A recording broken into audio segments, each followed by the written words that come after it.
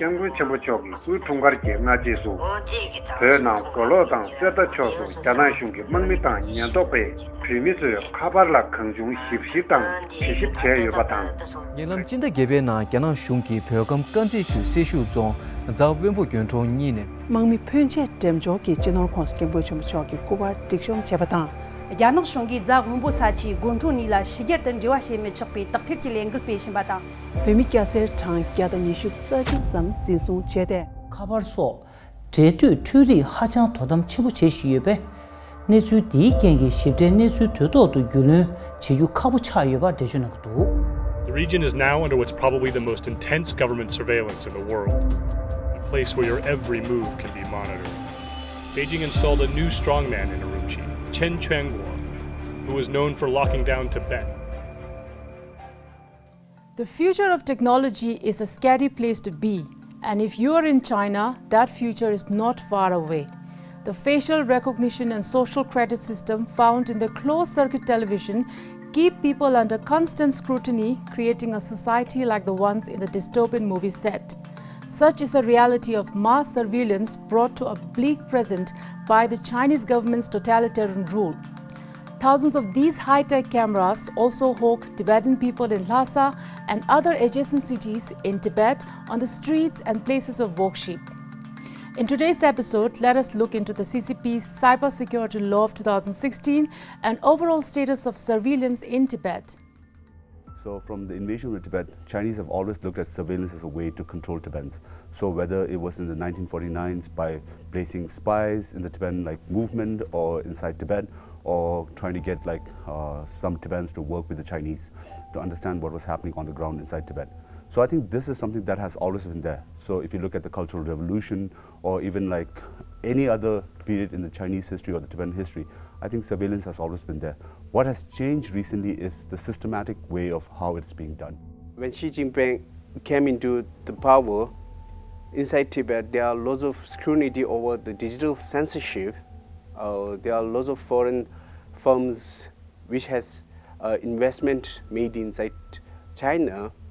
For example, Yahoo has been the pioneer in making the investment in China. At that time, most of people, they communicate with that kind of platforms, Yahoo Messenger and all these things. At that time, China started doing censorship through their introduction of Great Firewall, and these could have impacted many resilient Tibetans who are more prominent working outside Tibet. In June 2013, Edward Snowden, an American whistleblower, revealed to the world that governments were actively collecting information on their citizens. That revelation spawned global cyber awareness, prompting the European Union, Japan, and United States to establish cybersecurity acts. China took the turn after, which was one step further by establishing the so-called China's cyber sovereignty, exercising total control over data within its borders. This strategy is part of President Xi Jinping's vision for the world to accept and respect China's internet governance and cyber sovereignty. The initial for shaping the cybersecurity law, which came into practice and enacted into year 2013, November 7, by the Standing Committee of National People's Congress. After that, in 2017, 1st June, they implemented a rigid law on cybersecurity law, which is contained with 90 articles. And the instrumental behind setting up this cybersecurity law, which is instructed and manually masterminded by Xi Jinping himself, he wants to make the China as a cyber sovereignty and cyber superpower around the world. And his vision is to control all the outflow data and to keep the data inside China with the ethos of Chinese cyber sovereignty. So I think the 2016 law on cybersecurity came through a concept called the it's called the balkanization of the internet. What it actually means is internet as we know, or as we have known for a very long time, is about openness, is about connectivity. However, what the balkanization of internet tries to do is having separate kind of like domains of internet. So for example, we can call it like the Chinese internet, or the global or the US internet, or like the Indian internet. So that is what a balkanization means. So what it actually means in practice is about data localization. So what data localization means is, if you are a foreign company who's working in China, it means that every data that you collect must be localized, in a sense like must be kept within the boundaries or the borders of China. So this is what the 2016 Chinese cybersecurity law entails in essence. There's a lot of different articles, but the main essence of it is about data localization and punitive damages. So the impact of that, I think, can be seen very clearly. If you look at Apple, like around 2017, they implemented something which is like all iCloud data, which used to be stored in Singapore or in the US for Chinese or Tibetans, are now stored in China. And iCloud is encrypted data. However, the key lies with GCBD, which is a Chinese company. So all data of iCloud data is now stored in China. This was a direct impact of the 2016 cybersecurity law. In recent years, Chinese authorities have outlawed many social media platforms and search engines such as Google, Facebook, Yahoo, and Twitter that allowed for greater freedom of speech and information.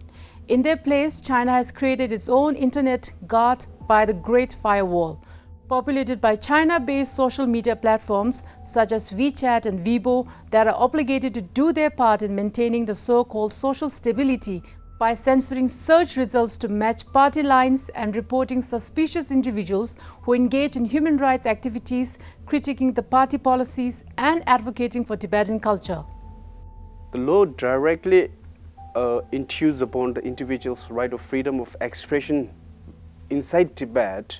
So that's why many Tibetans who are believed to spread message like Buddhism teachings and environment rights, and there are lots of advocates who stand to preserve the Tibetan culture and identities. They are charged with leaking state secrets. So these could bring more chaos among them, and obviously on the other hand, they live in a suffocation and fear. And Chinese laws tend to be very opaque. It never is very direct, so it can be used in a lot of different ways. If you're part of a WeChat group, the group admin becomes responsible for it, because there's something called intermediary liability law in the cybersecurity law. So intermediary liability is like, if you're a company, you are liable. So however, they have used the intermediary liability to actually say that if you're a group admin, you're also responsible for what happens in the group. So you can be held liable, and you can also be prosecuted for that. So that is something that how it has been implemented, even though it's not written in the law itself, but it has been implemented, especially in Tibetan areas where a group admin can be held responsible. The thematic report published by Tibetan Center for Human Rights and Democracy in September 2020 mentions, to understand the psychological and social impact of omnipresent surveillance, it is important to know how much surveillance affects power dynamic and why it is such an alluring tool of authoritarianism. Chinese authorities rely on a strict and pervasive disciplinary machine to punish individuals it sees as threat, which has resulted in extraordinarily high level of mutual self-censorship among Tibetans. It directly deteriorates the condition of human rights inside Tibet.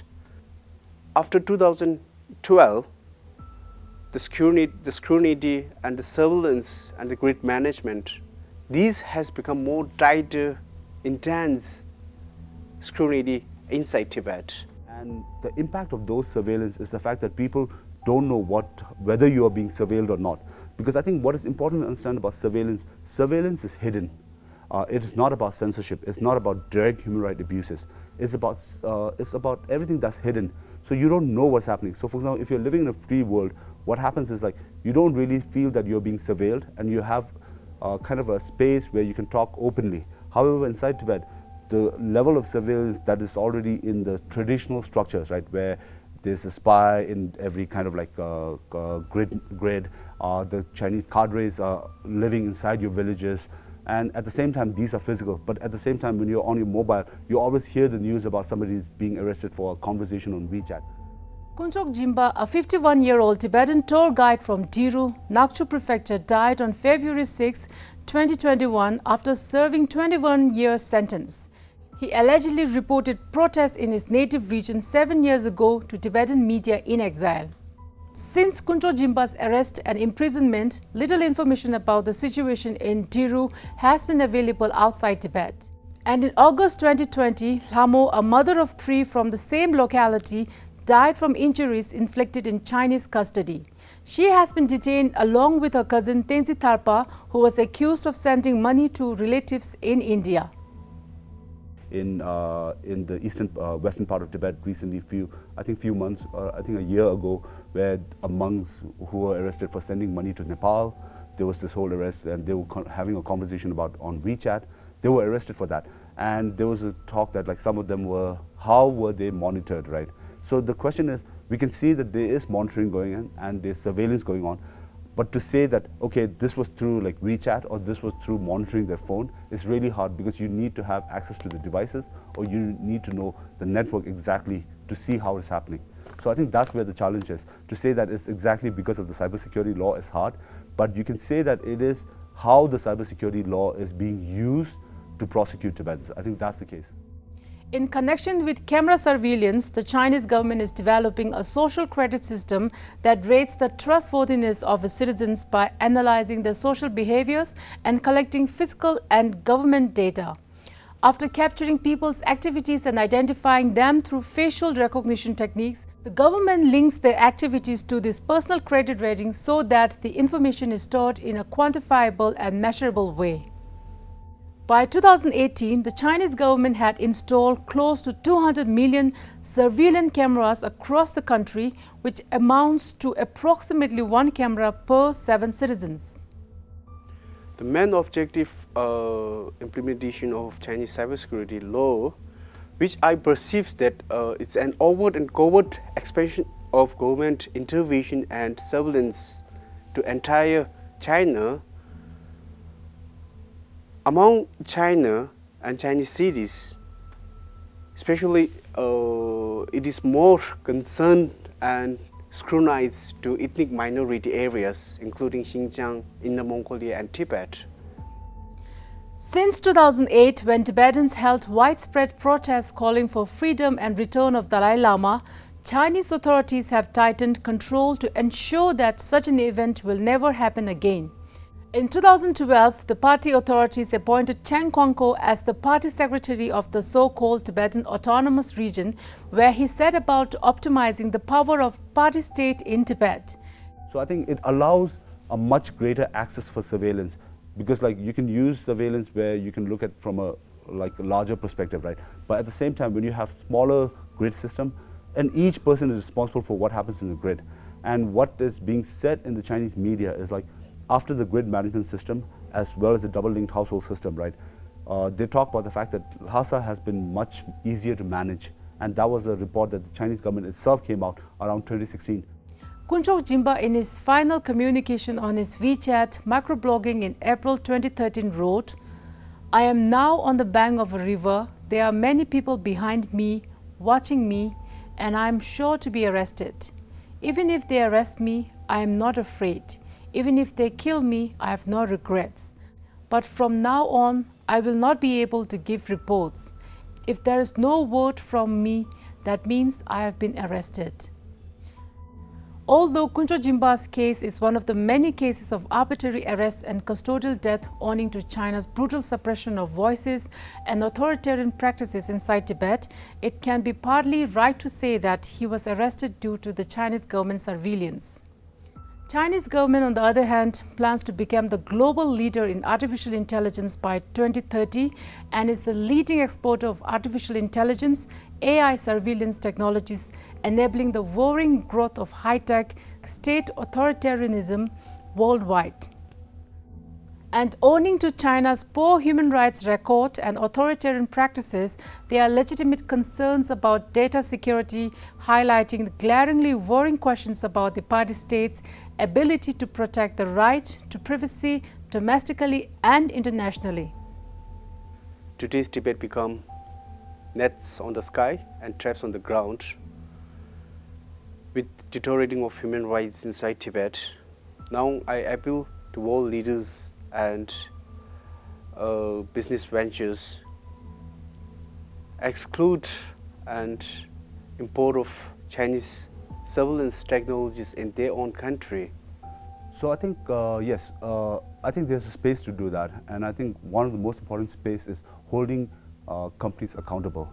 Because a lot of the companies that are responsible for surveillance are not only Chinese companies. There are a lot of global companies that are responsible. Even research institutes. So for example, like with iFlyTech, right? iFlyTech, which is a huge AI company in China. University, I think it was Massachusetts Institute of Technology. They have a partnership in terms of research on AI. How do we hold Massachusetts Institute of Technology, which is one of the premier institutes of technology, how do we hold them accountable for working with a Chinese company? So I think there is a space to do that.